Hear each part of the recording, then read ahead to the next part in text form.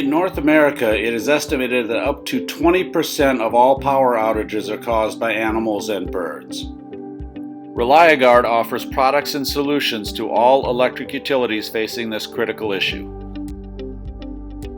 This video focuses on the ReliaGuard Pin Insulator Guard.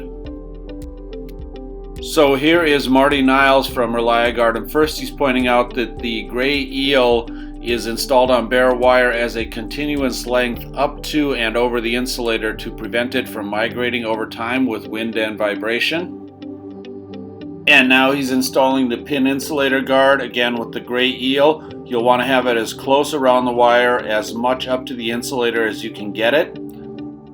And regarding the Pin Insulator Guard, it can be ordered to fit whichever insulator neck size you might need.